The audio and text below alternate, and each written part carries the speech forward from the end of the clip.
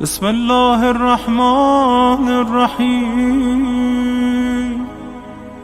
ایک مسئلہ ہے آج تک کہ تاریخ ماننے والوں سے بھری ہوئی ہے، خلیفہ بھی مانتے، بہت سارے حکمراں، ساتویں امام موسیٰ کاظم علیہ الصلوۃ والسلام، اللہ صلی اللہ علیہ محمد امام کا دور ہے، آپ جانتے ہیں، خلیفہ نے امام کو بلایا، امام کو اپنی جگہ پہ بٹھایا، امام کا ادب احترام کیا، امام کو ہدیہ دیا، امام چلے گئے۔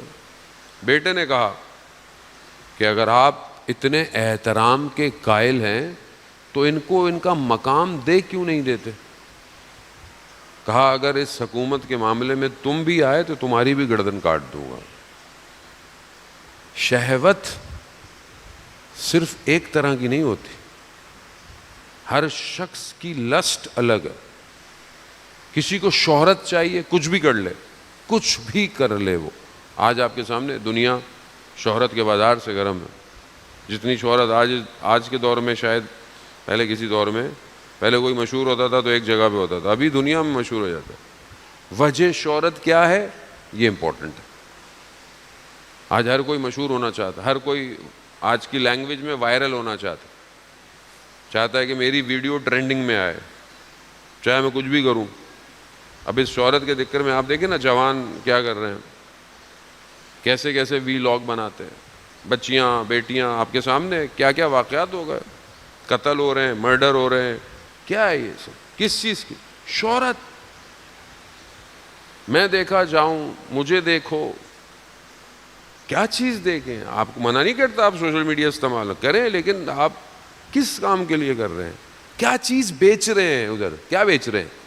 عزت بیچ رہے ہیں، گھر بیچ رہے ہیں، گھر والوں کو بیچ رہے ہیں، کیا بیچ رہے ہیں؟ کیا دکھا رہے ہیں آپ؟ اور کما کیا رہے ہیں؟ شہرت۔ انسان تو ایسا ہے کہ اگر اس کے نفس کو مہار نہیں دی جائے تو وہ جانور سے بھی بدتر ہے۔ یعنی اس جانوروں جیسے معاشرے میں جہاں کسی کی کوئی قدر و قیمت نہیں ہے، وہاں پر آپ اپنے آپ کو کیسے پیش کر رہے ہیں؟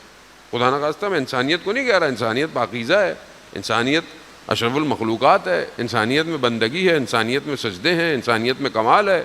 انسان اتنا کمال پہ پہنچ جاتا ہے کہ ملائکہ بھی پوچھ کے داخل ہوتے ہیں۔ لیکن عام معاشرہ کہ جو قرآن کہہ رہا ہے کہ ہم نے ان کو آنکھیں دی ہیں مگر ان آنکھوں سے دیکھتے نہیں ہیں، ہم نے ان کو کان دیے مگر یہ سنتے نہیں ہیں، ہم نے ان کو قلب دیے مگر یہ تفکر نہیں کرتے، اولئک کالانعام، یہ جانور ہیں، بل ہم اضل، بلکہ اس سے بھی بدتر ہیں، اس سے بھی جانور سے بھی بدتر ہیں۔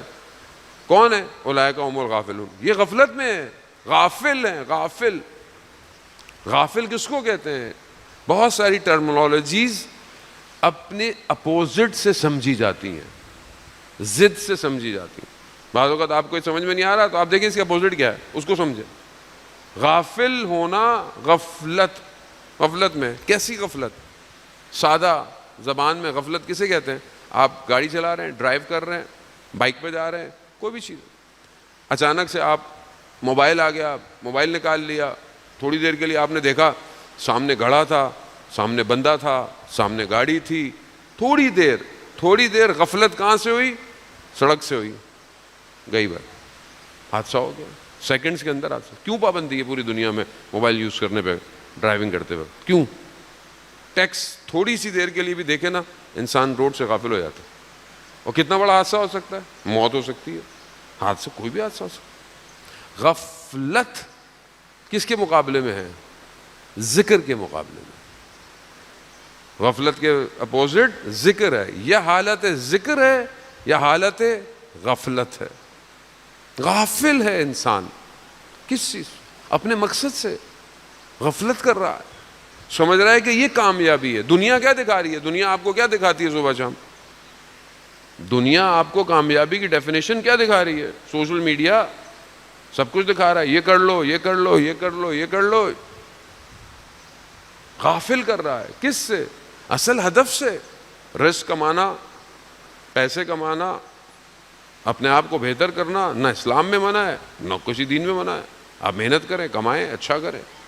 لیکن یہ کہاں لے کے جا رہا ہے معاشرے کو؟ غفلت کی طرف.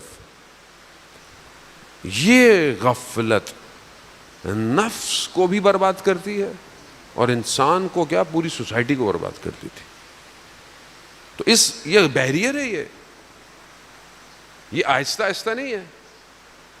جیسے بہت سارے لوگ کہتے ہیں او مولانا صاحب مطلب کوئی فرق نہیں پڑتا, مطلب ہماری تو نیت صاف ہے, ہم تو اچھی نیت ہے, مطلب ہم تو گناہ کی نیت نہیں, یا تو ہم تو نہیں. شیطان نیتیں پوچھ کے نہیں آئے گا. ایک دفعہ, دو دفعہ, تیسری, چوتھی دفعہ میں وہ گرا دے گا. اس کا کام ہی گرانا ہے.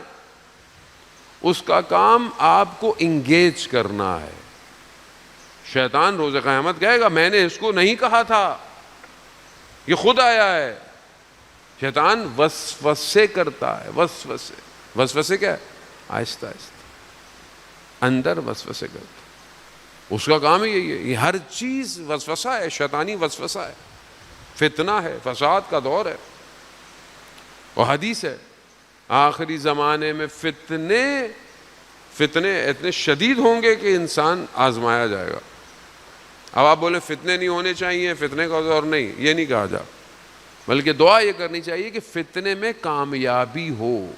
کیونکہ فتنہ جب آتا ہے تو اس کے بعد مومن نکھارا جاتا ہے. فتنے سے جو مومن گزرتا ہے وہ نکھارا جاتا ہے, وہ نکھر جاتا ہے. وہ فتنہ ہوگا, فساد ہوگا.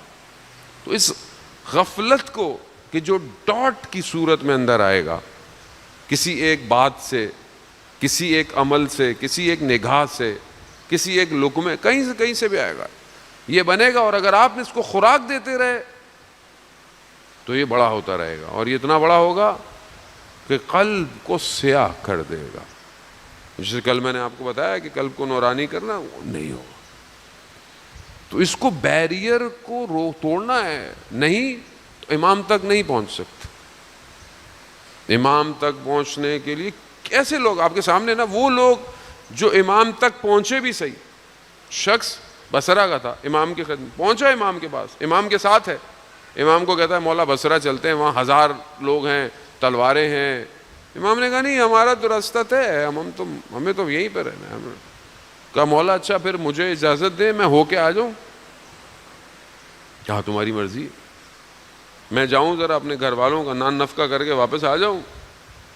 امام نے بس ایک جملہ کہا خیال رکھنا کہیں دیر نہ ہو جائے. یہی ہوا. گیا. جب گھر والوں نے پوچھا تم کیا کرنے آئے تھے, کہا تمہارے لیے آیا. تو کہتے زوجہ نے نوچ لیا اس کو. کہا تم ہمارے لیے آئے, حسین ابن علی وہاں اور تم یہاں آئے ہو, کیا کر.